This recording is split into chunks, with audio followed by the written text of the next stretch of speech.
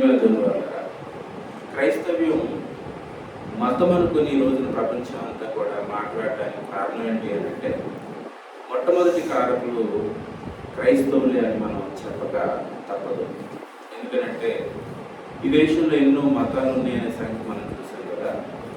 మరి ఆ మతస్థులైన వారి యొక్క కార్యక్రమాలు ఎలాగైతే ఉంటాయో అదే క్రమంలో క్రైస్తవ్యాన్ని స్వీకరించిన వారి యొక్క ప్రవర్తన కూడా అదే పద్ధతిలో ఉంటూ ఉండటాన్ని బట్టి యేసుక్రీస్తు కూడా క్రైస్తవ్యానికి మత ప్రబోధకుడని, ఇది కూడా ఒక మతమే అని, అన్ని మతాలలో ఇది కూడా ఒక మతం అని ఇట్టే సమాజం అంతా కూడా అర్థం చేసుకొని క్రైస్తవ్యాన్ని ఒక మతంగా ప్రపంచంలో ప్రస్తావిస్తూ ఉండటాన్ని మనం చూస్తూ ఉన్నాం.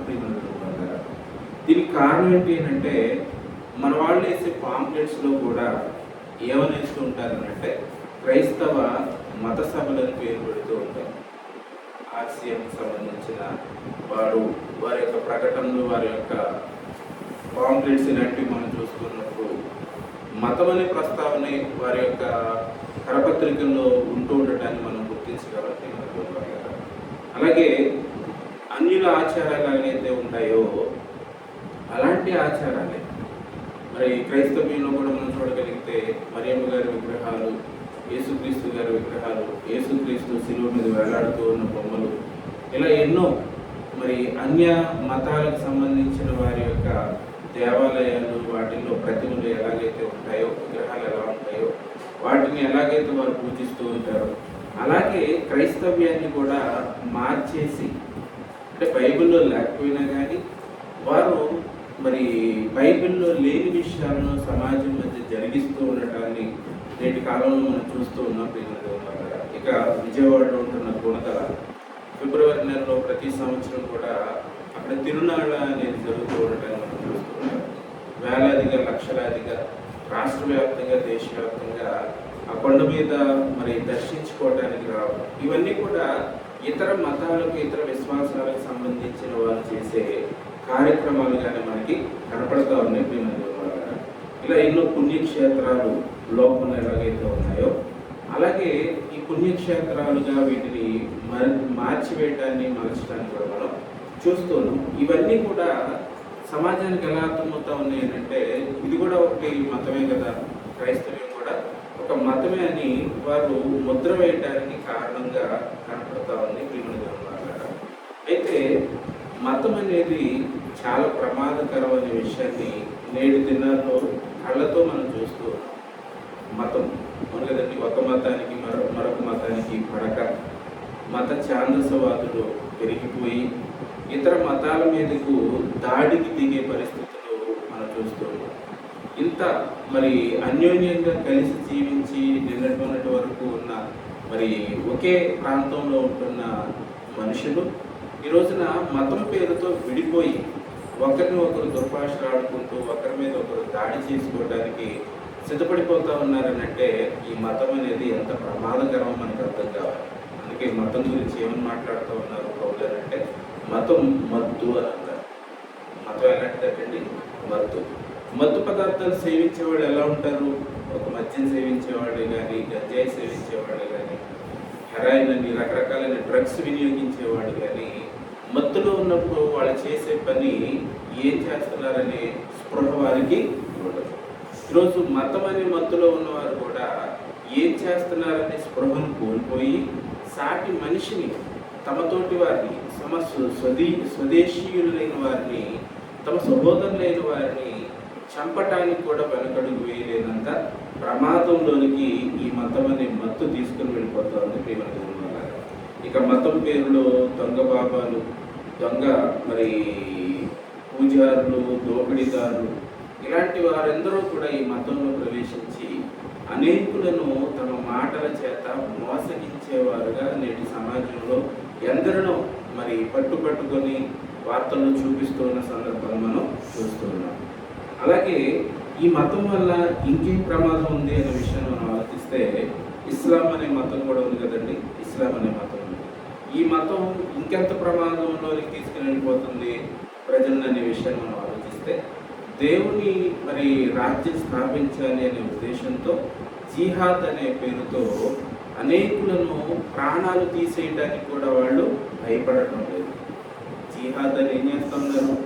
మానవ బాంబులుగా మారి అనేకులను మరి ప్రాణాలను హరించి వేస్తూ ఉన్నారు. దీనంతటికీ కారణం ఏంటి అని అంటే మతం అనే ఈ 2 అక్షరాల పదమే. అర్థమవుతుందా? ఇక మొదటి శతాబ్దంలోనే మరి ఇలాంటి మత పిచ్చోళ్ళు ఉన్నట్లుగా బైబిల్లోనికి వెళితే మనకు అర్థమవుతుంది. చూద్దాం చూడండి, మత్తయి సువార్త 23వ అధ్యాయం, మత్తయి సువార్త 23వ అధ్యాయము 15వ వచనాన్ని బైబిల్ మనం చూడగలిగితే కదా. మత్తయి సువార్త 23వ అధ్యాయం 15వ వచనం చదువుకున్నాం చూడండి. అయ్యో వేషధారులైన శాస్త్రులారా, పరిసయ్యులారా, ఒకరిని మీ మతములో కలుపుకొనుటకు మీరు సముద్రమును భూమిని చుట్టి వచ్చేదరు. ఆలోచించడం ప్రియమైన దేవుని వల్ల యేసుక్రీస్తు గారు ఈ లోకంలో శరీరధారిగా ఉన్న దినాలలో మరి తన తరంలో తనతో పాటు ఉన్న వారిని గురించి, శాస్త్రులు పరిచయలైన వారిని గురించి ఆయన మాట్లాడుతున్న మాటిది ప్రియమైన. అయ్యో అని అంటున్నట్టు. అయ్యో ఎందుకు అనంటే ఈ వీరికున్న మరి జ్ఞానం ఎలాంటిదనే సంగతి మనం చదువుతుంటే ప్రియమైన వేషధారులైన శాస్త్రులారా, పరిచయులారా అని అంటున్నాడు. ఎవరటండి వీళ్ళు?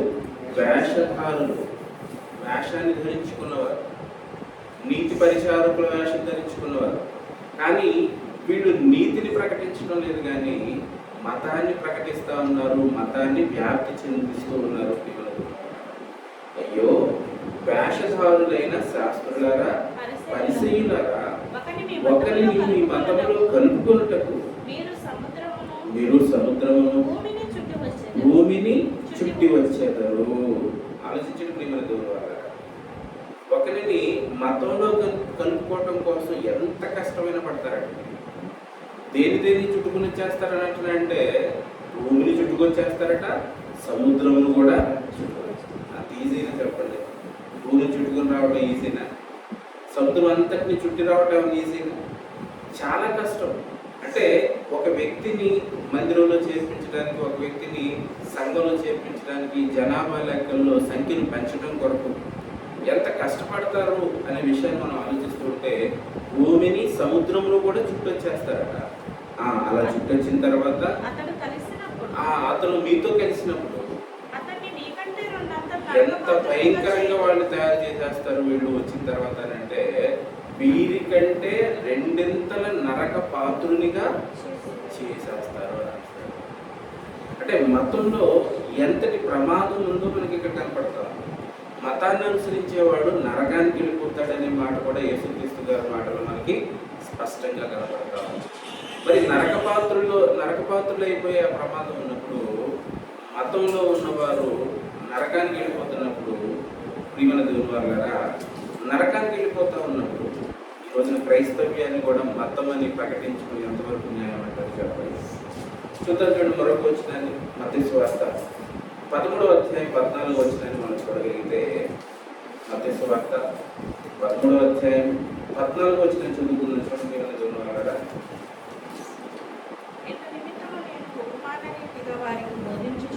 మత్తయి సువార్త 13వ అధ్యాయం 14వ వచనం. ఈ ప్రజలు కన్నులారా చూచి, చెవులారా విని, హృదయముతో గ్రహించి, మనసు త్రిప్పుకొని. 23వ అధ్యాయంలోని 14వ వచనం చూద్దాం. మత్తయి సువార్తలో ఇలా చదువుకున్న వచనానికి పై వచనాన్ని ముందు వచ్చిన చూద్దాం చూడండి.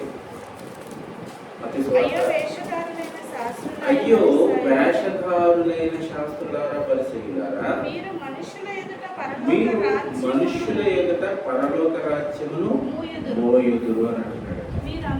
అయ్యో వేషధారులైన శాస్త్రులారా, పరిసయ్యులారా, మీరు మనుషుల ఎదుట పరలోక రాజ్యమును మోయుదురు. మనుషుల ఎదుట మీరేం చేస్తారట? పరలోక రాజ్యాన్ని మూసేస్తారట. పరలోక రాజ్యాన్ని మూసేటువంటి, మనుషులు ఎదురు మూసేటువంటి. తర్వాత మాటలో చెప్తున్నాను చూడండి, పరలోక రాజ్యం ఎదురు మీరు ఒకరు వెళ్ళరు, అందులోకి ప్రవేశించే వారిని కూడా ప్రవేశించలేరు. అదవుతుందండి మన ద్వారా.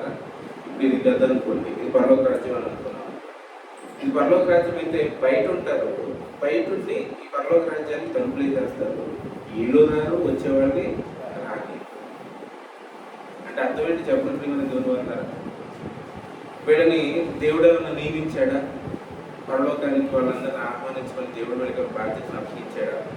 అప్పగించకపోయినా కూడా ఎవరిని రానికుండా, వాడు రాకుండా సాతాను అనుచరులుగా వీరు సమాజంలో వారి కార్యక్రమాలను జరిగిస్తూ ఉన్నారు. మనుషులు ఎదుట ఏం చేస్తారట వీళ్ళు? పరలోక రాజ్యం ఎదురు మీరు దానిలో ప్రవేశించరు, ప్రవేశించు వారిని ప్రవేశింపనీయరు. అంటే పరలోకానికి గవినిగా దేవుని యొక్క పరిచర్యను జరిగించాల్సి మందిరంలోనికి, పరలోక మార్గంలోనికి తీసుకుని రావాల్సిన సేవకులుగా ఉన్న వీరు, శాస్త్రులు పరిచయులైన వీరు దీన్ని ఎలా మార్చేశారనంటే మతంగా మార్చేశారు. మతంగా మార్చేశారు. ఇంతకీ మతంలో ఏముంటుంది చెప్పండి? మతంలో ఏముంటుంది?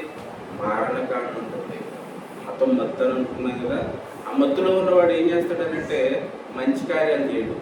ఏమన్నా మద్యం తాగేసి మత్తులో ఉన్నవాడు అన్నదానం, వస్త్రదానం, లేదంటే భోజనం, దుప్పట్లు పంపిణీ ఇలాంటి కార్యక్రమాలు చేస్తాడు. మద్యం తాగేసి ఏం చేస్తాడు? మరి ఏం చేస్తాడు వాడికి తెలియదు.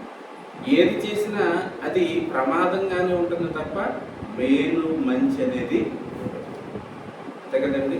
మద్యంతో మత్తులో ఉన్నవారు కానీ, డ్రగ్స్తో మత్తులో ఉన్నవాడు కానీ మారణకాండ సృష్టిస్తారు తప్ప మంచిని వారు చేయలేరు. ఇప్పుడు మతం అనే మత్తులో ఉన్నవాడు కూడా ఏం సృష్టిస్తాడనంటే మారణకాండని ప్రియమలతో ఉన్నవాళ్ళ అపోస్తుల గారు 22వ అధ్యాయం 3వ వచనం చదువుకుందాం చూడండి. ఇక్కడ సౌలు పడే పౌలు గారిని గురించిన ప్రారంభపు సంగతులు ఇక్కడ మనం చదువుతున్నాం. నేను కిలికియలోని తార్సులో పుట్టిన యూదుడను. పౌలుగా మారకముందు సౌలు అనే యువకుడి గురించి ఆయన పరిచయాన్ని ఇక్కడ చెప్తూ ఉన్నాడు. నేను కిలికియలోని తార్సులో పుట్టిన యూదుడను. అయితే ఈ పట్టణంలో గమలీయేలు పాదముల యొద్ద పెరిగి మన పితరుల ధర్మశాస్త్ర సంబంధముకు నిష్ఠయందు శిక్షితుడనై మీరందరూ కూడా నేడున్న ప్రకారం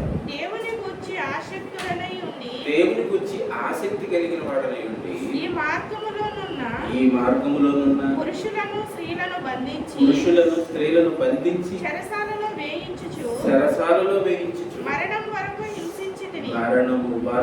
మరణించే వరకు కూడా వారిని ఏం చేశాడట? హింసిస్తూ వచ్చాడట. ఎవరైనా పౌలుగా మారకముందు సౌలనే యువకుడు, యవనస్తుడు. అర్థమవుతుందా? ఇతనికి ఇంత నేర ప్రవృత్తి లేదా ఇంత హింస ఇతనికి ఎలాగా అప్పింది అనే విషయాన్ని మనం ఆలోచిస్తే దేవుని ఎడల ఆసక్తి కలిగి ఉన్నాడట. అదే కదండి అతను చెప్తున్న మాటలో బడజలను మొదటి నుంచి కిలికియలోని తార్సు అనే ప్రాంతంలో పుట్టిన యూదుడను. ఈ పట్టణంలోనే గమలీయేలు అనే ఆయన పాదాల దగ్గర నేను పెరిగి ఇతన్ని ఇంత హింసకు ప్రేరేపించిన కారణాలు ఏంటనే విషయాన్ని మనం చూస్తూ ఉంటే మన పితరులు ధర్మశాస్త్ర సంబంధమకు ధర్మశాస్త్ర సంబంధముకు నిష్టలో అయినటి ఈయన శిక్షితుడయ్యాడట. ధర్మశాస్త్ర సంబంధమైన నిష్టట. కాబట్టి ధర్మశాస్త్ర సంబంధమైన నిష్టలో ఎక్కడైనా ధర్మశాస్త్రంలో నీ సహోదరుని చంపమని ఎక్కడైనా ఉందా? ఆలోచించండి ఒకసారి. నీ పొరుగు వారిని ఆశించుద్దని ఉంది, నేను తప్ప వేరొక దేవుడు మీకు ఉండకూడదని ఉంది. ఎన్నో మంచి సంగతులు ఆజ్ఞలుగా దేవుడు వారికి ఇచ్చాడు. కానీ ఇతను ఈ ధర్మశాస్త్రాన్ని శిక్షణ పొందుతూ ఉన్నాడట. శిక్షణ పొందుతున్న ఇతను ఎటువంటి స్థితిలోకి వెళ్ళిపోయాడనంటే తర్వాత మాట చదవండి. ఈ మార్గము క్రీస్తు మార్గంలోనున్న పురుషులని లేదు, స్త్రీ అని లేదు, వాళ్ళందరినీ కూడా ఏం చేశాడట? బంధించి వాళ్ళని తీసుకొచ్చి చెరసాలలో వేయించేసి ఏం చేశాడటండి? మరణము వరకు హింసించుతూనే ఉన్నాడట. ఇప్పుడు ఈ రోజున మన దేశంలో కూడా మనం చూస్తున్నాం కదండి. మేము క్రైస్తవుల విషయంలో, ఫలానా వాళ్ళ విషయంలో మేము ఉండలేము, మేము తరిమేస్తాము, మేము అది చేస్తాము, ఇది చేస్తాము అని మాట్లాడుతూ ఉన్నారు కదా ప్రియమైన దేవుని వాళ్ళారా.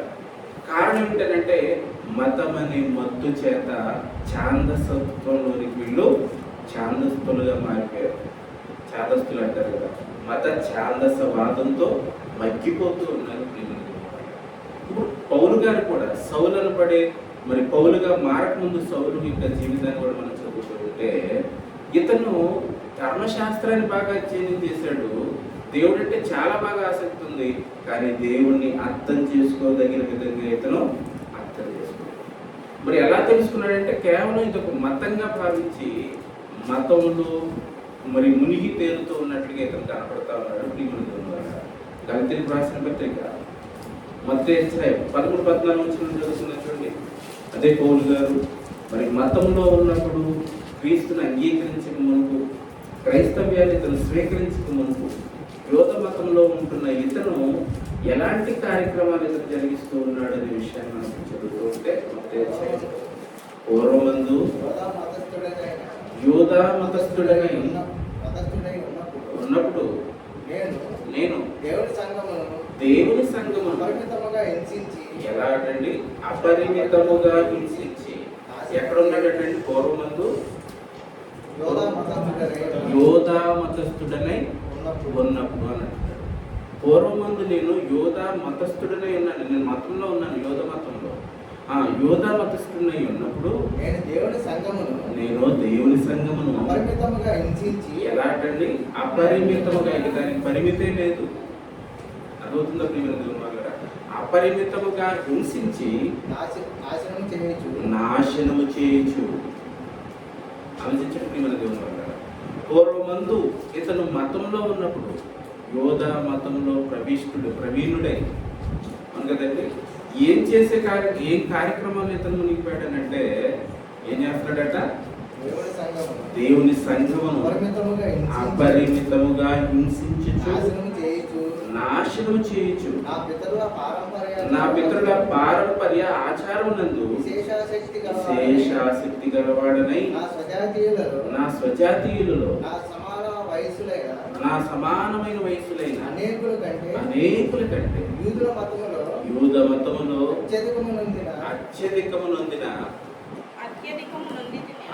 అత్యధికమును నేను వందితిని అని ఆలోచించి తనతో పాటు ఉన్న వారందరూ ఇద్దరి మొదటి స్థానంలో ఉన్నాడట. ఏ కార్యక్రమాలు అంటే యోధ మతంలో ఇతను చాలా ముందుకు వెళ్ళిపోతూ ఉన్నాడు. ఇక్కడ పదం వాడాడు. ఏంటా పదం అని అంటే నా పితరుల పారంపర్య ఆచారముల పట్ల విశేష ఆసక్తి గలవాడనే అని అంటాడు. పారంపర్య ఆచారాలు మతంలో ఏమిటాయండి? ఆచారాలు ఉంటాయి. అర్థమవుతుందా ప్రియమైన దేవుని వాళ్ళారా? ఏం ఆచారాలు ఇవ్వాలంటే పారంపర్య ఆచారాలు, అంటే పితరుల కాలం నుండి అనుసరిస్తూ వస్తూ ఉన్న ఆచారాలు. ఏం ఆచారాలు పాటించారో ఒకసారి మనం చూడగలిగితే మత్తయి సువార్త 15వ అధ్యాయము 6వ వచనం నుంచి చదువుకున్న చూడండి మన దేవుని వాళ్ళారా. మత్తయి సువార్త 15వ అధ్యాయం 6వ వచనం చదువుకున్న మీరు మీ పారంపర్య ఆచారముల నిమిత్తమై దేవుని వాక్యమును నిరర్థకము చేయుచున్నారు. ఏమన్నాడండి యేసుక్రీస్తు గారు? మీరు మీ పారంపర్య ఆచారాల నిమిత్తమై దేవుని వాక్యాన్ని అర్థము లేనిదిగా మీరు మార్చేస్తారు. నిరర్థకముగా చేస్తున్నారంటే అర్థం ఏంటి? అర్థము లేని దానిగా మార్చేస్తున్నారు. దేని కొరకటండి? పారంపర్య ఆచారాల కొరకట. పారంపర్య ఆచారాల కొరకట. ఇంతకీ పారంపర్య ఆచారాలు అంటే ఏంటి? క్రైస్తవ్యంలో ఎలాంటి ఆచారాలు ఈ రోజున కనపడుతూ ఉన్నాయి అనే విషయాన్ని మనం చూడగలిగితే మార్క్స్ వార్త 7వ అధ్యాయం. మార్క్స్ వార్త 7వ అధ్యాయం మొదటి వచ్చిన చదువుకున్నా చూడండి. యెరూషలేము నుండి వచ్చిన పరిసయ్యులను శాస్త్రులలో కొందరు ఆయన యొద్దకు కూడి వచ్చి ప్రభు దగ్గరికి కూడి వచ్చి ఆయన శిష్యుల్లో కొందరు ఎవరెవరు వచ్చారటండి? యెరూషలేములో నుండి వచ్చిన పరిసయ్యులు కొందరు, శాస్త్రులు కొందరు ఆయన దగ్గర కూడి వచ్చి ఆయన శిష్యులలో కొందరు అపవిత్రమైన చేతులతో అనగా కడగని చేతులతో భోజనము చేయుట చూచిరి. ఆలోచించడం ప్రియమైన కడుక్కోకుండా, చేతులు కడుక్కోకుండా భోజనం చేయడం చూసారంటే యేసుక్రీస్తు గారి శిష్యులు. ఎవరో వచ్చి చూసిందనంటే యెరూషలేములో నుండి వచ్చిన కొందరు పరిసయ్యులు, శాస్త్రులు. అర్థమవుతుందా? వీళ్ళు వచ్చి ప్రభువును చూడటానికి, దర్శించడానికి వచ్చినప్పుడు ప్రభు శిష్యుల్లో కొందరు చేతులు కట్టుకోకుండా వచ్చి భోజనానికి వచ్చినారట. అర్థమవుతుందా? అప్పుడు వీళ్ళు ఏమంటున్నారు? పరిసయ్యులు యోధులందరూ పెద్దల పారంపర్య ఆచారమును బట్టి చేతులు కడుక్కుంటేనే గాని భోజనము చేయరట. దీనికి భక్తికి ఏమైనా సంబంధం ఉందా? చేతులు కడుక్కోకుండా భోజనం చేయడానికి, దేవుని ఆరాధించడానికి ఏమైనా సంబంధం ఉందా? చేతులు కడుక్కోకుండా తింటే ఏమైంది? చేతికున్న క్రిములన్నీ ఆహారానికి ఎట్టి ఆహారం కడుపులోనికి వెళ్తుంది. కడుపులో రకరకాలైన ప్రాబ్లమ్స్ ఫేస్ చేస్తారు. రకరకాలైన అనారోగ్యం కలిగింది దేనిలో? కడుపులో. అర్థమవుతుందా? ఇప్పుడు దీనికను దేవునికి సంబంధం ఏముందంటారు చెప్పండి. కానీ వీళ్ళట చాలా నిష్టగా వీటిని పాటించేవాళ్ళట. ఏంటంటే క్రిందికి చదవండి. ఇంకా వారు వీళ్ళ పారంపర్య ఆచారాలలో ఏమి కనపడతా ఉన్నాయి అని అంటే చేతులు కడుక్కుని భోజనం చేయటం, సంతలో నుండి వచ్చినప్పుడు నీళ్లు చల్లుకోవడం అంటే బజార్ నుంచి వచ్చారంటే స్నానం చేసి ఇంట్లో వెళ్తారు. స్నానం చేసే కదండి ఇప్పటికీ మనం భోజనం చేస్తాం. ఎందుకంటే బయట నుంచి వస్తున్నాం కనుక రకరకాలైన ఇన్ఫెక్షన్స్ మన మీద ఉంటాయి కనుక అవన్నీ శుభ్రపరచుకుంటే మన ఆరోగ్యానికి సురక్షితంగా ఉండే అవకాశం. అర్థమవుతుందా? అందుకు ఈ కార్యక్రమాలన్నీ చేయాలని దేవుడు ఏర్పాటు చేస్తే ఇదే భక్తి అనుకొని స్నానం చేయటం, భోజనం చేయటం. అంతే కదండి. సంతలో నుండి వస్తే స్నానం చేసి భోజనం చేయటం, లేదంటే చేతులు కడుక్కొని భోజనం చేయటం. ఇదిగాక గిన్నెలను, కొండలను, ఇత్తడి పాత్రలను నేలలో కడుగుట మొదలగు అనేక ఆచారములను వారు అనుసరించుతూ వస్తూ ఉన్నారు. గిన్నెలు కడుక్కోవడం ఏం ఆచారం అండి? ఈరోజు ఈ ఆచారాలు క్రైస్తవుల్లో కనపడతా ఉన్నాయంటే బ్రహ్మాండంగా కనపడుతున్నాయి. ఎక్కడ అనుకుంటున్నారు? డిసెంబర్ నెల రాగానే అటక మీద ఉన్న గిన్నెలన్నీ అడుగుచేస్తాయి. ఏ సంక్రాంతి పండుగ రోజున కడగరు, ఇంటికి చుట్టం వచ్చినా కడగరు. అవి కడగాలంటే ఏది రావాలి? క్రిస్మస్ రావాలి. అర్థమవుతుందండి. ఎందుకని? అదొక ఆనవాయితీ, అదొక ఆచారం. మనకు ఒకే ఒక్క పండుగ ఉంది కానీ ఈ పండుగని చాలా ఘనంగా చేసుకోవాలి. సంవత్సరం అంతా తోమకూడదు, ఈరోజే తోమాలి. అర్థమవుతుందా పిల్లలు? ఆచారం. తర్వాత మాట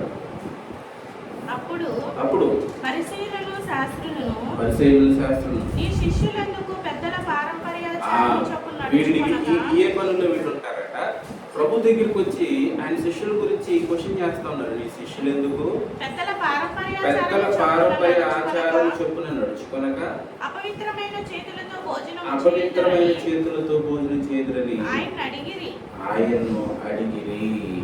ఆలోచించడం ప్రియమైన దేవుడు.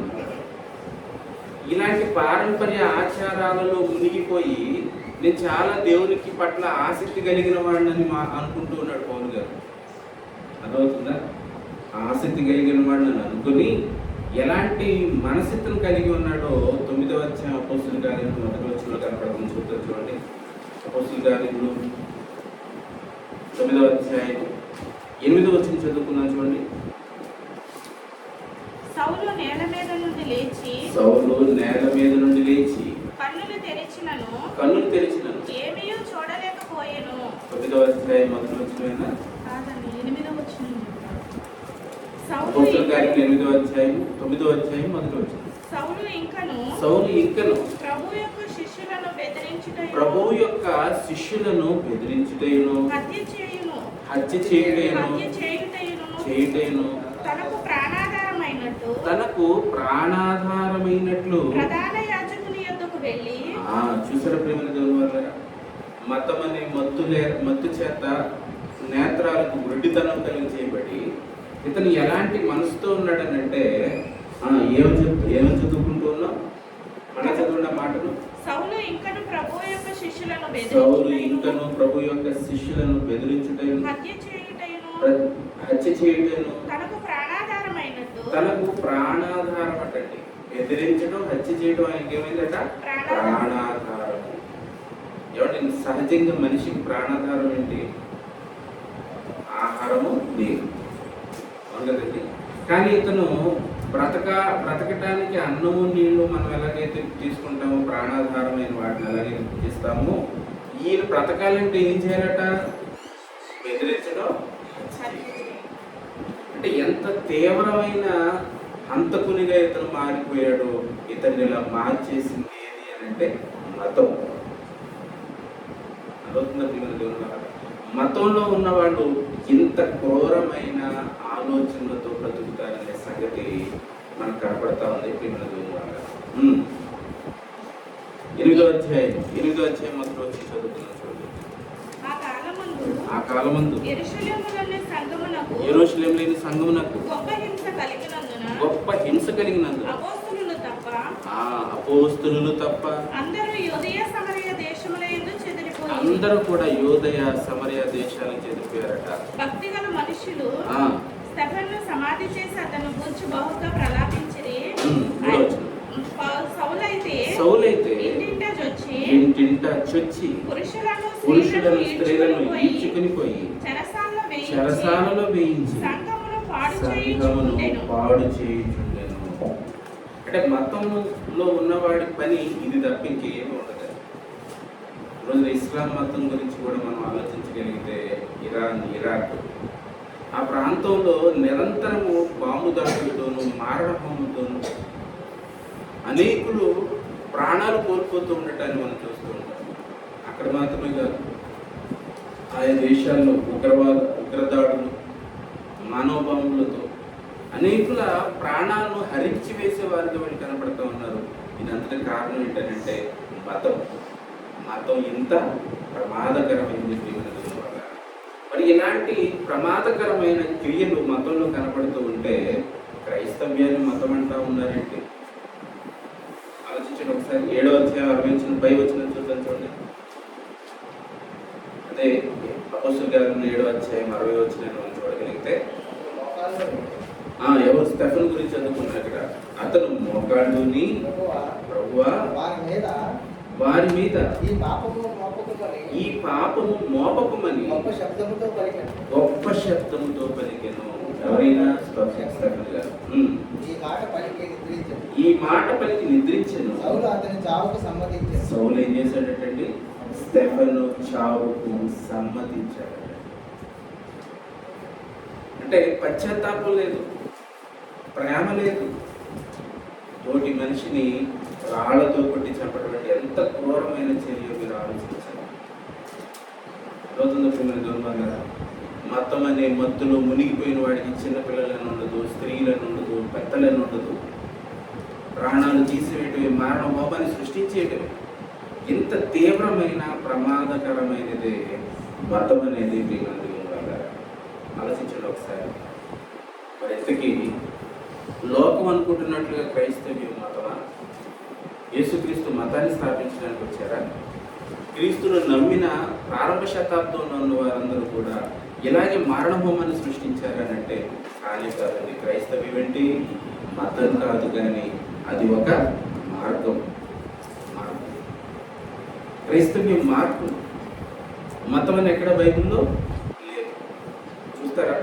పాత నిబంధనలో కానీ కొత్త నిబంధనలో కానీ ఏమని వ్రాయబడిందో ఈ మాటల గురించి, భక్తిని గురించి అనే విషయాన్ని మనం చూడగలిగితే యెషయా గ్రంథం 30వ అధ్యాయం 21 వచ్చి చదువుకున్నటువంటి పాత నిబంధనలో ఉన్న సంగతుల గురించి కూడా దేవుడు ఏమని వ్రాయించాడో మనం చూడగలిగితే 30వ అధ్యాయం 21 వచ్చి యెషయా గ్రంథం.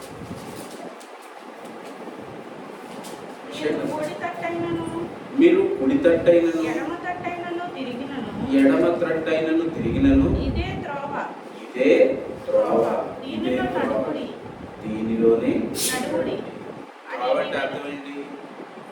మార్గం. అందుకని మీరు కుడివైపునైనను ఎడమ తట్టైనను తిరిగినను ఇదే త్రోవ దీనిలోనే మీరు నడవండి అని నా వెనక నుండి ఒక శబ్దము నీ చెవులకు వినబడును. అంటే పాత నిబంధనలో ఉన్న సంగతులన్నిటిని గురించి కూడా దేవుడు ఏమని రాయించాడనంటే ఇదే మార్గము, ఇది త్రోవ, మీరు గుడికి కానీ ఎడమకు కానీ తొలగిపోకండి. ఆలోచించండి ఒకసారి. మరి మతం ఎలాగ అయిపోయిందండి? ఇది యూద అనేది మతమా? యూద అనేది గోత్రం. కానీ దాన్ని ఎలా మార్చేశారనంటే యోధ మతము అంటే మార్గాన్ని ఏం మార్చేశారు? వీళ్ళు మతంగా మార్చేశారు. అదవుతుందా? మరి ఇంకొక మాటను కూడా చూద్దాం చూడండి. అదే యెషయా గ్రంథం 35వ అధ్యాయం 8వ వచనాన్ని చూడగలిగితే, యెషయా గ్రంథము 35వ అధ్యాయం 8వ వచనం చదువుతుందని చూడండి. అక్కడ దారిలోనున్న రాజ్య మార్గము ఏర్పడును. అక్కడ దానిలోనున్న రాజమార్గం ఏర్పడును. అది పరిశుద్ధ మార్గం అనబడును. అది అపవిత్రులు పోకూడని మార్గము. అపవిత్రులు ఎవ్వరు పోకూడని మార్గం. అది మార్గమున పోవు వారికి ఏర్పరచబడును. ఏర్పరచబడింది. 3 లైన్లు దానిలో నడుచుచు ఆలోచించండి. మనం చదువుకునే ఈ మాటలో రాజు మార్గము ఏర్పడటం అనేది మనం ఇక్కడ చూస్తూ ఉన్నాం. ఏ మార్గం అంటున్నాడండి? రాజమార్గము. అది పరిశుద్ధ మార్గము అని అంటున్నాడు. పరిశుద్ధ మార్గం. క్రైస్తవ్యం మతం కాదండి, ఇది మార్గం అండి. మరి మార్గం అయితే క్రైస్తవ్యాన్ని ఈ రోజున మన దేశంలో ఉన్న వాళ్ళు కూడా కొంతమంది మత ఛాందస్వాదులు ఏమంటున్నారు?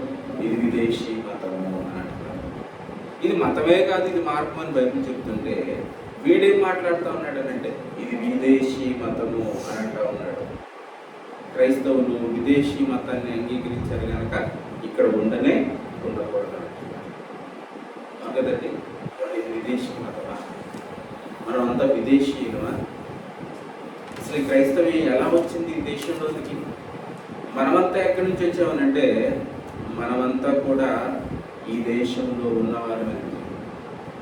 ఒకసారి పూర్వపు దినాలను లేదా ప్రారంభ కాలాన్ని మనం ఆలోచన చేయగలిగితే, నోవహు జలప్రళయం తర్వాత షేము, హాము, యాఫెతు అనే నోవహు గారి సంతానం ఎంతమంది ఉన్నారు?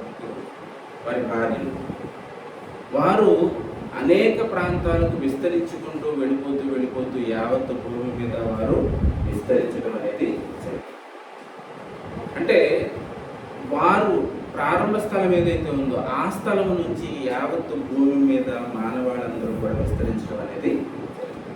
అలాంటప్పుడు ఎవ్వరూ ఇక్కడ స్థానికంగా పుట్టి పెరిగి ఇక్కడే ఉన్నవారు ఎవరు కూడా లేదు. మనమంతా కూడా ఏదో ఒక ప్రాంతం నుంచి ఇక్కడికి వచ్చినవారు. మరి అలాంటప్పుడు ఇది విదేశీ మతము, మీరు ఎవరు కూడా ఇక్కడ ఉండటానికి ఇష్టం లేదు, మీరు బయటకు వెళ్ళిపోవాలని అంటే ఎంతవరకు న్యాయం అంటారో ఆలోచించండి. అనుగత ప్రేమ దొంగ ఆలోచించండి ఒకసారి. ఏమంటే హిందూ దేశానికి వచ్చిన పూర్వీకులంతా కూడా ఆర్యులు, ద్రావిడులే అని చరిత్ర చెప్తారు. ఎవరంటే మన దేశంలో ఉన్న వాళ్ళంతా ఎవరు? ద్రావిడులు. దక్షిణ ప్రాంతంలో, ఉత్తర ప్రాంతంలో ఉన్న వాళ్ళంతా ఎవరు? ఆర్యులు, ద్రావిడులే అని ఈరోజు చరిత్రను మనం పరిశీలిస్తే మనకు కనపడతా ఉంది. అవును కదండి. ఆ వీరిలో నుండి వచ్చిన కొద్ది మందే ఈ క్రీస్తు మార్గాన్ని, ఇక్కడికి వచ్చిన వారంగా ఉన్న మనం ఇక్కడికి వచ్చాక క్రీస్తు మార్గాన్ని మనం అనుసరించాము, పాటిస్తూ ఉన్నాం తప్ప ఎక్కడి నుంచో మనం ఇక్కడికి వచ్చిన వాళ్ళము. అది మతం కాదు. ఆ మతంలో మరణ హోమం ఉంటుంది తప్ప మేలుకరమైన కార్యక్రమాలు ఏవి అందులో అదవుతుందా? పిల్లలు చూద్దాం. చూడండి, మరికొన్ని వచ్చిన మనం బైబిల్లో చూడగలిగితే ఈ మార్గంలోనికి వచ్చిన వారు ఎలా మారిపోతారని అంటే, అంతకుముందు క్రూరులుగా ఉన్నవారు, అంతకుముందు లంచగొండులుగా ఉన్నవారు, అంతకుముందు వేశ్యలుగా ఉన్నవారు, అంతకుముందు వ్యభిచారంతో ఉన్నవారు, అంతకుముందు క్రూరమైన నేర స్వభావం కలిగిన వారు ఎవరైనా సరే క్రీస్తును అంగీకరించిన తర్వాత వారి జీవితం ఎలా మారిపోతుందనంటే పరిశుద్ధులుగా మారిపోతారు. ఎలానంటే పాపాన్ని విడిచిపెట్టేసి, అర్థమవుతుందా? లోకంలో ఉన్న చెడును విడిచిపెట్టేసి, మంచివారిగా మారిపోవటమే క్రైస్తవ్యంలోనికి మార్పు చెందడం అంటే. మనసు మార్చబడుతుంది, మనసు మారుతుంది తప్ప మతం కాదండి క్రీస్తు బోధించింది. ఇంకొన్ని మాటలు పాత నిబంధన గ్రంథంలో ఇది మార్గం అని నిర్ధారించుకోవడానికి ఇంకెన్ని మాటలు దేవుడు బైబిల్లో చెప్పాడు చూడగలిగితే అపోస్తలుల కార్యములు 24వ అధ్యాయం 15వ వచనం చదువుకుందాం చూడండి. అపోస్తలుల కార్యములు 24వ అధ్యాయము 15వ వచనాన్ని మనం చూడగలిగితే, ధర్మశాస్త్రమందును ప్రవక్తల గ్రంథముల యందును వ్రాయబడి ఉన్నవి అన్నీ నమ్మి నీతిమంతులకు అనీతిమంతులకు పునరుద్ధానం కలగబోచున్నదని మీరు నిరీక్షించుచున్నట్లు నేను కూడా దేవుని యందు నిరీక్షణ ఉంచి వారు మతభేదమని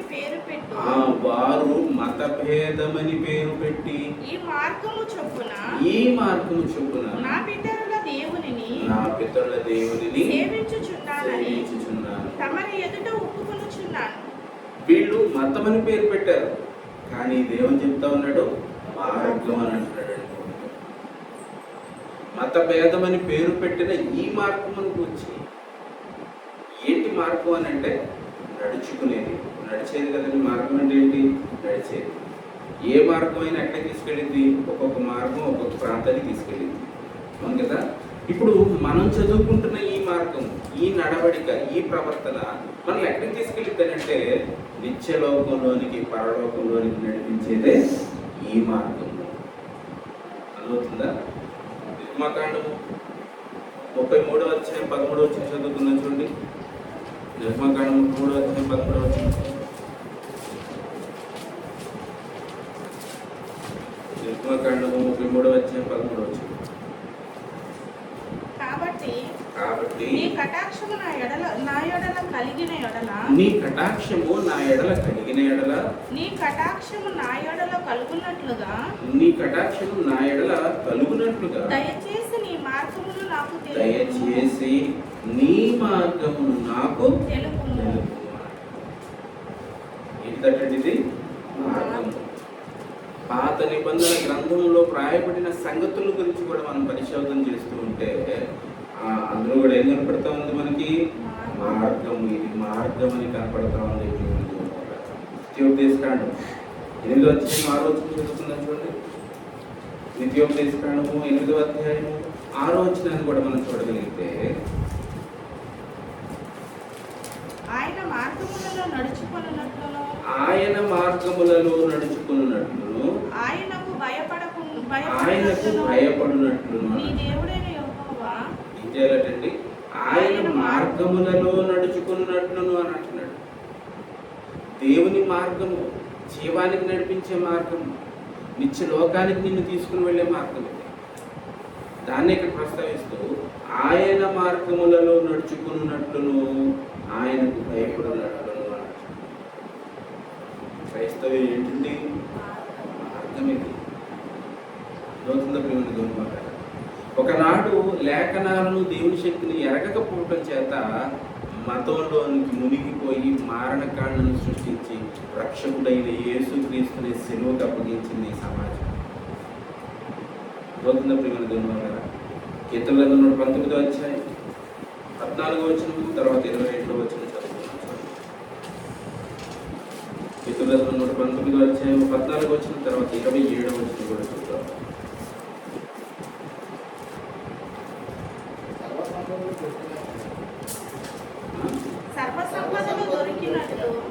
సర్వ సంపదలు దొరికినట్లు నీ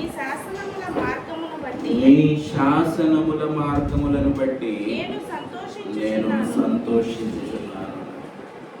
ఏ మార్గం అంటే ఇది? నీ శాసనముల మార్గమును బట్టి. నీ శాసనముల మార్గము ఇది మార్గం అంటే ఆయన ఆజ్ఞాపించిన మాటల చొప్పున నడుచుకునే మార్గం. ఈ మార్గం ఎక్కడ తీసుకెళ్ళిందంటే నిత్యలోకానికి, పరలోకానికి మనల్ని నడిపించగలరు. అంటే పాత నిబంధన కాలంలో ఉన్న మాటలన్నీ కూడా ఇప్పటి వరకు మనం చదివిన వచనాల్లో ఏమని కనపడతా ఉన్నాయి? మార్గము మార్గము ఇక క్రొత్త నిబంధనలోకి వచ్చేసరికి అపోస్తలుల కార్యం 19వ అధ్యాయం 9వ వచనం 23వ వచనం చదువుతున్నాం చూడండి. అపోస్తలుల కార్యం 19వ అధ్యాయం 9వ వచనము తర్వాత 23వ వచనం చదువుతున్నాం. అయితే కొందరు కఠినపరచబడిన వారై ఒప్పుకొనక జనసమూహం ఎదుట ఈ మార్గమును దూషించుచున్నందున అతడు వారిని విడిచి ఏమన్నాడండి ఇక్కడ? ఈ మార్గమును దూషించుచున్నందున. అంటే క్రొత్త నిబంధనలో వ్రాయబడిన సారాంశం అంతా కూడా మనం పరిశీలన చేయగలిగితే క్రొత్త నిబంధనలో ఉన్న మాటలు కూడా ఏంటి అట? మార్గము అవుతుందా ప్రేమికులు? మార్గమును దూషించడం అంటే అర్థం ఏంటంటే నీ ప్రవర్తన, నీ యొక్క క్రియలు, వాటిని ఆధారం చేసుకుని నువ్వు దేవుడున్న లోకం పరలోకంలోనికి అడుగు పెట్టే అర్హతను నువ్వు సంపాదించుకోవాలి. అదే అపోస్తలుల కార్యం 18వ అధ్యాయం 25-26 వచనాలు చదువుతున్నా చూడండి. అతడు ప్రభువు మార్గము విషయమై ఏముందండి అక్కడ? అతడు ప్రభువు మార్గము విషయమై ఉపదేశము పొంది ఏంటండి? ప్రభువు మార్గము విషయమై ఉపదేశం పొంది అట. తన ఆత్మయందు మతం గురించి చెప్పట్లే ఇక్కడ. ప్రభువు మార్గము విషయమై అర్థమవుతుందా? కొరింథీయులకు రాసిన మొదటి పత్రిక 12వ అధ్యాయం 31వ వచనం చదువుతున్నాను చూడండి. అపోస్తలుడైన పౌలు కొరింథీలో ఉన్న సంఘానికి రాస్తూ 12వ అధ్యాయం 31వ వచనంలోని మాట మనం చూడగలిగితే, కృపావరములలో శ్రేష్టమైన వాటిని ఆసక్తితో అపేక్షించుడి, ఇదియుగాక సర్వోత్తమమైన మార్గమును మీకు చూపుచున్నాను. కొత్త నిబంధనలో కూడా మనం చదువుకుంటుంటే యేసుక్రీస్తు గారి బోధలో మనకేం కనపడతా ఉందనంటే మార్గము, సర్వోత్తమమైన మార్గము నేను మీకు చూపుతాను. అపోస్తలుడైన పేతురు రాసిన 2వ పత్రిక 2వ అధ్యాయం 21వ వచనాన్ని మనం చూడగలిగితే, వారు నీతి మార్గమును అనుభవపూర్వకముగా తెలుసుకొని అని అంటున్నాడు. క్రైస్తవ్యాన్ని ఏమంటున్నాడండి పేతురు గారు? నీతి మార్గము అని అంటున్నాడు. ఇందాక పాత నిబంధన గ్రంథంలో వ్రాయబడిన మాటల్లో మనం పరిశీలించాము. మార్గము. క్రొత్త నిబంధనలోకి వచ్చి పరిశీలించినా కూడా మనకి ఏం కనపడతా ఉందంటే ప్రభు మార్గము, సర్వోన్నతమైన మార్గము, నీతి మార్గము అనే మాట కనపడతా ఉంది. అర్థమవుతుందా? ఇంతకీ ఈ మార్గం ఎవరు? మార్గం అంటే మనం నడుచుకునే దారి. అయితే ఎక్కడికి తీసుకుని వెళ్తుంది ఈ మార్గం అంటే? పరలోకానికి. ఇంతకీ ఏది మార్గం అనే విషయాన్ని మనం చూడగలిగితే యోహాను సువార్త 14వ అధ్యాయం 6వ వచనంలో కనపడతా ఉంది చూడండి.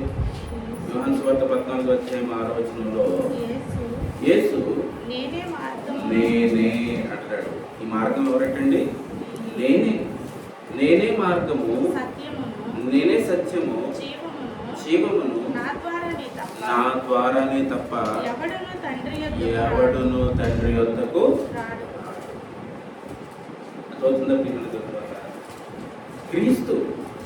క్రీస్తే మార్గం. ఆయనే మార్గం అయితే నిన్ను మనసు మార్చుకొని ఆయన మార్గం ద్వారా పరలోకానికి నువ్వు ప్రవేశించమని నీకు సువార్తను ప్రకటించడానికి క్రైస్తవుడు సమాజంలో తిరుగులాడుతూ ఉంటే ఇది మత మార్పిడి అని అంటుంది లోకం. మతం మార్చుకోవడం, మతంలో ఏముంటుంది? మారణకాండ తప్ప మరేమీ. మరి క్రైస్తవ్యంలో ఏముందనంటే మార్గం ఉంది. ఈ మార్గం నిన్ను ఎక్కడికి తీసుకెళ్తుందనంటే నిత్యలోకానికి తీసుకుని వెళ్ళిపోతుంది. ఒకసారి చూద్దాం. మతానికి మార్గానికి మధ్య ఉన్న వ్యత్యాసాలను మనం చూడగలిగితే, మధ్యలో ఉన్న భేదాన్ని మనం చూడగలిగితే, మొదటిగా మతం ఏం చేస్తుందండి? మత్తులోకి తీసుకుని వెళ్ళిపోతుంది. మరి మార్గం ఏం చేస్తుంది? ఉత్తమమైనది. అర్థమవుతుందా? రెండవది మనం చూడగలిగితే మతం మారణ హోమాన్ని సృష్టిస్తుంది. మతం ఏం చేస్తుంది? మారణ హోమాన్ని సృష్టిస్తుంది. మార్గం ఏం చేస్తుంది? అనేకులను పరలోకానికి. మతం మరణ హోమాన్ని సృష్టిస్తే మార్గం ఏం చేస్తుంది? అనేకులను బ్రతికిస్తుంది. మతం చంపేస్తుంది, కానీ మార్గం ఏం చేస్తుంది? బ్రతికిస్తుంది. అర్థమవుతుందా ప్రియమైన దేవుని వారారా? మూడవదిగా మతం చావు, అవసరమైతే చంపే అన్నట్టు. అవును కదండి? అయితే మార్గం ఏం చెప్తా ఉంది? ఆత్మల రక్షణ కొరకు నువ్వేం చేయాలి? నువ్వు బ్రతుకు, అనేకుల్ని బ్రతికించు. మతం ఏమంటుంది? అవసరమైతే నువ్వు చావు, అనేకులు చంపే. జిహాద్ అంటే అదే కదా, హ్యూమన్ బాంబ్స్ అంటే అదే కదా, వాళ్ళు చేస్తూ అనేకుల్ని చంపేవి. కానీ మార్గం ఏం చేస్తుంది అంటే నువ్వు బ్రతుకు, అనేకుల్ని బ్రతికించు. అర్థమవుతుందా? అలాగే పౌలు, నాలుగవదిగా మనం చూడగలిగితే, పౌలు మతంలో ఉన్న కాలంలో ఏం చేశాడనంటే అనేక సంఘాలను కూల్చివేశాడు, క్రైస్తవ్యాన్ని హింసల పాలు చేశాడు. కానీ క్రీస్తును నమ్మి మార్గంలోనికి ప్రవేశించిన తర్వాత ఇతను ఎలా మారిపోయాడనంటే మార్గదర్శిగా మారిపోయాడు. ఎలానంటే అనేక సంఘాలను ఆయన్ని ప్రయాణాలు చేస్తూ కట్టాడు. మతంలో ఉన్నప్పుడు కూల్చాడు, మార్గంలోకి వచ్చాక నిర్మించాడు. అర్థమవుతుందా? అలాగే ఐదవది మనం చూడగలిగితే, మతంలో అనేకులను మరి చెరలో వేసేసాడు, అరెస్ట్ చేసేసి తీసుకెళ్ళి ఏం చేశాడు? చెరసాల్లో వేసేసి బంధించి వాళ్ళని బెదిరించి చంపడం, ఇదే అతని క్రియలు. కానీ మార్గంలోకి వచ్చిన తర్వాత ఇతన్ని ఎక్కడికి వెళ్ళిపోయాడు? చెరసాలలోనికి వెళ్ళిపోయాడు. అర్థమవుతుందా? మతంలో ఉన్నప్పుడు అనేకుల్ని చెరలో వేశాడు, మార్గంలోకి వచ్చాక ఎదురు తిరగకుండా ఇతనే అధికారానికి లోబడి వెళ్ళిపోయాడు, చెరలోనికి వెళ్ళిపోయాడు. అర్థమవుతుందా? ఇంకా ఆ రోజుకి మనం చూడగలిగితే ఎందరినో చంపాడు, శ్రమ పట్టాడు. ఎందులో? మతంలో. అర్థమవుతుందా? మరి మార్గంలోకి వచ్చిన తర్వాత ఆయన చేసిన పని ఏంటి చెప్పడం ద్వారా? ఎవరందరినో బ్రతికించడానికి ఆయన తన స్వహస్తాలతో ఏం చేశాడట? కష్టం చేసి, పని చేసి, నేరాన్ని పుట్టించి, సువార్తను ప్రకటిస్తూ అనేకులకు అతనే సహాయాన్ని, సహకారాన్ని అందించగలిగాడు. ఏడవదిగా మతంలో ఉన్నప్పుడు ప్రాణం తీశాడు, మార్గంలోకి వచ్చిన తర్వాత ఏమంటాడు తెలుసా? నా మట్టుకైతే బ్రతుకుడు క్రీస్తే, చావైతే లాభం అని అంటున్నాడు. ఇది 1:21. అలాగే 8వదిగా మనం చూడగలిగితే, మతంలో ఉన్నప్పుడు కన్ను మూస్తే ఏ చోటుకి వెళ్ళిపోయాడు? నరకానికి అతి సమీపంగా ఉండేవాడు. కానీ మార్గంలోకి వచ్చిన తర్వాత ఇతను ఎక్కడికి వెళ్ళిపోయాడు? స్వర్గానికి, పరలోకానికి దగ్గరగా చేరువైపోయాడు. అంటాడు కదా, మంచి పోరాటం పోరాడి నా పరుగును. అర్థమవుతుందా? క్రీస్తుని ధరించుకొనటం, వెంబడించడం క్రైస్తవ్యం అవుతుంది తప్ప క్రైస్తవ్యం అనేది మతమే. ఎలానంటే ఈ రోజున గాంధీయవాదులు ఉన్నారు, అంబేద్కరిస్టులు ఉన్నారు, అవును కదండి? వీళ్ళందరూ ఎవరు? మతాల. అంబేద్కరిజం అనేది మతమా? గాంధీయిజం అనేది మతమా? కాదు. ఆ వ్యక్తి యొక్క వ్యక్తిత్వాన్ని గుర్తెరిగి ఆ లక్షణాలను పుడికి పుచ్చుకొని మనం కూడా ఆ మార్గంలో నడుచుకోవడం. అహింసావాదంలో గాంధీ నడిచాడు కనుక మనం కూడా గాంధీలాగా మనం నడుచుకోవడం అంటే అర్థం ఏంటి? అతను చూపిన దారిలో, అతను చూపిన మార్గంలో మన ప్రవర్తనలో. ఇప్పుడు యేసుక్రీస్తు కూడా మతాన్ని స్థాపించడానికి ఆయన రాలేదు, కానీ మార్గాన్ని చూపించడానికి వచ్చాడు. ఎలాంటి మార్గాన్ని ఆయన చూపించాడని అంటే, నీ కొడుకు వారి కొరకు అవసరమైతే నీ ప్రాణాన్ని నువ్వు ఆయన పెట్టాడు కదా. సహోదరు నిమిత్తము మనం కూడా ఏం చేయాలట? ప్రాణము పెట్టబద్దులమై. ఆయన మన నిమిత్తం తన ప్రాణం పెట్టాడు. మనల్ని కూడా ఏం చేయమంటాడు? సహోదరుల నిమిత్తం అవసరమైతే మీరు కూడా ప్రాణం పెట్టాలి. అర్థమవుతుందా ప్రియమైన దేవుని వారలారా? ఏదైనా ఒక ప్రాంతానికి మనం చేరుకోవాలనంటే ఏదో ఒక సరైన దారిని మనం పట్టుకోవాలి. అర్థమవుతుందా? ఇప్పుడు పరలోకం చేరుకోవాలనంటే క్రీస్తు అనే మార్గమే నిజమైన దారి. ఆయన మార్గంలో మరి కంచెలు గాను, లేదా కష్టాలు గాను, ఇబ్బందిగాను ఉంటాయి. ఇంతకీ ఎందుకు కష్టాలు, ఎందుకు ఇబ్బందులు అని అంటే, నువ్వు యథార్థంగా జీవించాలి, ఎవరిని ఆశించకూడదు, ఎవరిని నష్టపరచకూడదు, ఎవరికి నువ్వు మోసం చేయకూడదు కనుక ఇవన్నీ చేయకుండా భూమి మీద బ్రతకటం కష్టం. అర్థమవుతుందా? నీకు కష్టం అని అంటే ఎలా కష్టం అండి? నిజాయితీగా బ్రతకడం ఎలా కష్టం?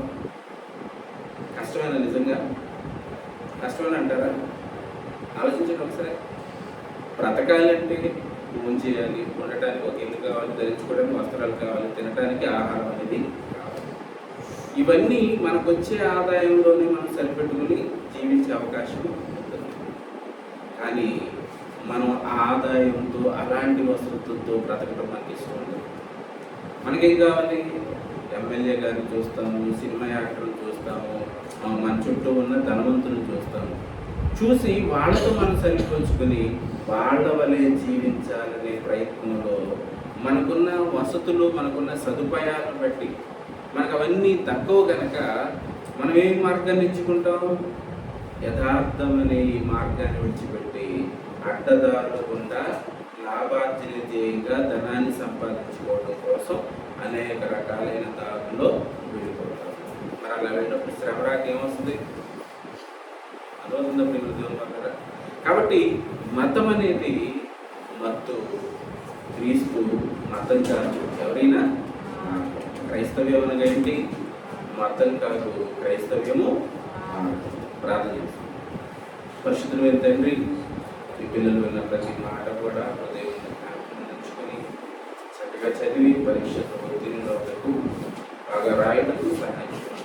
మా ప్రభు రక్షకుడైన యేసుక్రీస్తు ద్వారా ఈ ప్రార్థనను సమర్పిస్తూ ఉన్నాను తండ్రి. ఆమేన్.